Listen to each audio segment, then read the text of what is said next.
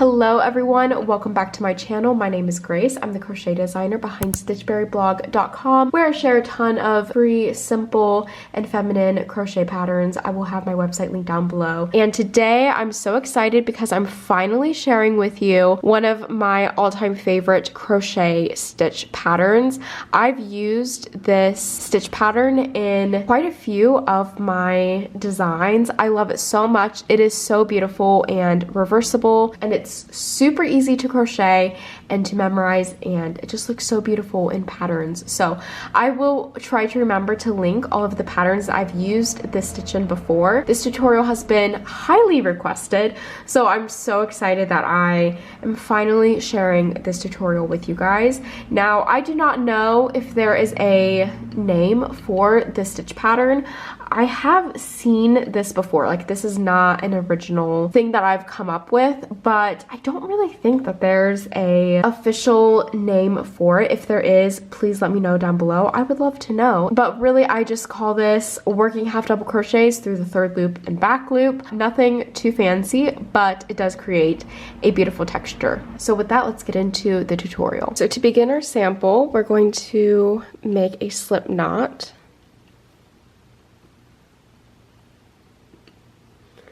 And then grab our crochet hook, and then you can chain however many you like.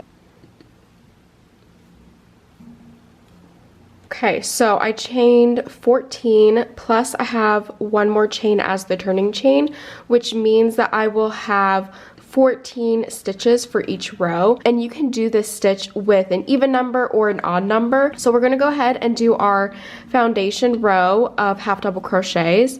So you're going to skip that first chain, which is our turning chain, and we're going to work one half double crochet into that second chain from your hook. So you're going to yarn over, insert your hook into that chain, yarn over, pull back the chain. You should have 3 loops on your hook, yarn over, and pull through all 3 loops. That is one half double crochet. So now you're going to repeat working one half double crochet into every chain across.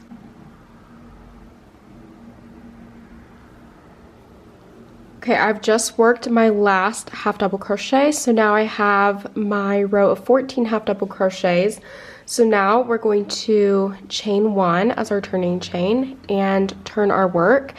And now this is where we will start the stitch pattern of alternating between the third and back loop. Now you can start with either the third loop or the back loop. I've always just started in the third loop, and so that's going to be how I teach you, but you can start this by working into the back loop as well. So when you look at the stitch, normally you would be working into these top 2 loops here. So if you look, you see there's this V. Those are each stitches that you normally work into for a stitch. So for a normal half double crochet, you work in through both of those loops on the top. And with these 2 loops, you have the front loop, which is this loop right here. That is the one facing you.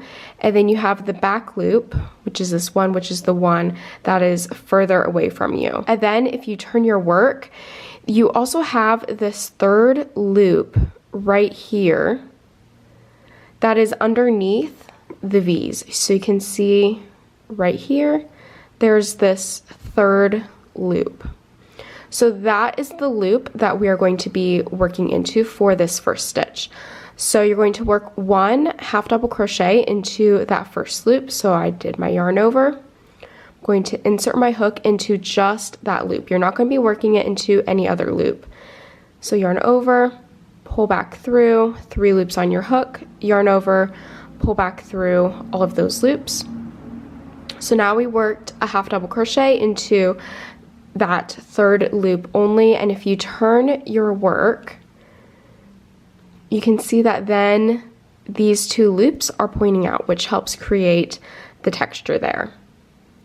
So now I can turn back around. So now for our next stitch, we're going to be working through this back loop right here of the next stitch. So you're going to yarn over and work 1 half double crochet into that back loop. So yarn over, pull through, 3 loops on your hook, yarn over, pull through those. So now we have our first stitch that is in our third loop, and then our second stitch that is in our back loop. And all you're going to be doing is alternating between working through those loops all the way to the end of the row. So for our next stitch, we're going to be working into the third loop of our next stitch. So right here, like that. And then we're going to be working into the back loop, which is this loop right here, of the next stitch. And that is all that you are doing for the stitch texture. It is that easy.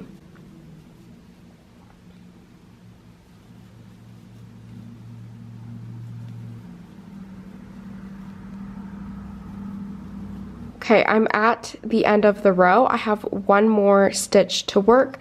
I just worked into the third loop, so now I'm going to be working this last stitch into the back loop, just like this. So now you can see that texture start to form. It is so pretty. I love this texture so much. So now to begin row 3, you're going to chain 1 and turn your work. An easy way to remember what loop do you start with for the next row is you're always going to be working into the same loop of the half double crochet that you're working that stitch into. Now that probably does not make any sense at all. So what I mean is if we turn this back around and we look at what loop each of these stitches were worked into, our last stitch was worked into the back loop.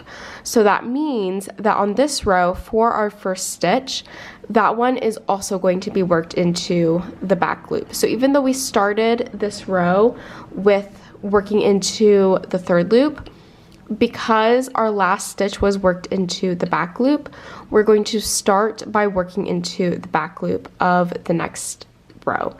So we're going to go ahead and yarn over, insert our hook, yarn over, pull back through, yarn over, pull through all 3 loops. So now I'm sure you can guess our next stitch is going to be worked into the third loop, since that is our alternating pattern, and also that is the loop that this next stitch was worked into on the previous row. So yarn over, insert your hook, yarn over, pull through 3 loops on your hook, yarn over, pull through all 3 of those. So now you're just going to continue alternating between working through the back loop and this first loop all the way to the end of the row.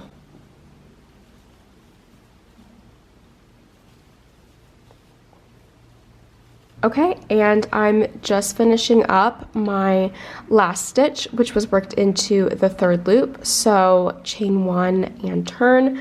So now when I'm starting row 4, I'm going to be starting in that third loop again. So this is where odd versus even numbers come into play. I have an even number of stitches, which means that with every row, I'm going to be alternating which loop I'm starting in. So with this row, I'm starting by working into the third loop. On the next row, I'm going to be starting in the back loop because the last stitch of this row was worked into the back loop. Now, if you have an odd number of stitches, you're going to be starting and ending each row into the same loop. So say I had 15 stitches here, and the first stitch, it was worked into the third loop. That means that the last stitch is also going to be worked into the third loop.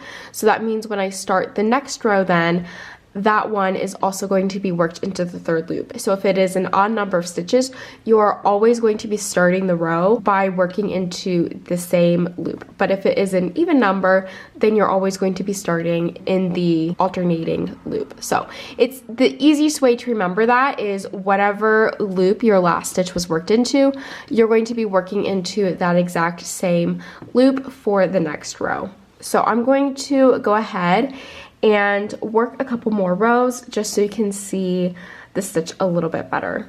Okay, I just worked several more rows so you can get an idea of how this texture looks. Isn't that so pretty?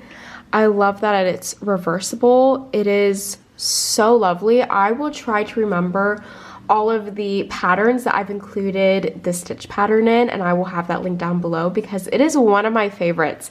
It just looks so good, and it's so easy to remember and memorize once you get the hang of it. I'm just obsessed with this stitch pattern, and I hope you enjoyed this tutorial. Hopefully it was helpful. I know I've gotten lots of questions since releasing my patterns that include this stitch pattern. So anyways, thank you so much for watching. I hope this video tutorial was really helpful for you.